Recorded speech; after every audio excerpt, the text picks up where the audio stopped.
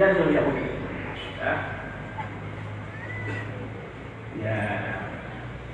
Kemudian pusat selamat ditanya Undang Aceh. Ditanya bersatu ulama dan orang program dari Rasulullah Anda kok. Undang Aceh hanaga tuntas sehingga kok patah ditanya pendapat dah. Kemudian di sana jima Indonesia dia abad itu no. Kemudian ke 22 di perang Aceh, terus perang. Terus Panglima Muhammad musuh dengan raja, kemudian dengan panglima yang lain, rencana Veneziana Sulawesi Aceh, dia perang Pak Lana. Lana rencana perang, tapi dia perang dengan Panglima Muhammad.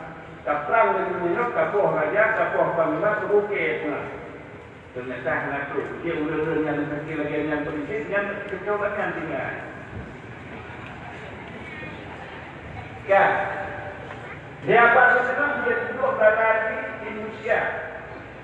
Sekiranya hanya di perang Aceh, hanya di Koino, hanya belah menengah. Buat perang Aceh untuk turun perang di Aceh, buat turun perang baru dia juga baik. Juga dia, tapi nak tadu Aceh sana, makna tadu nak pijak tadu di raja. Dia raja nak pijak tadu. Hanya betul nanti semua mereka bagi guru di turun Indonesia, dia berguru mereka di Aceh. Sekiranya hanya pecah hanya seperti Aceh, hanya lebih buat doa.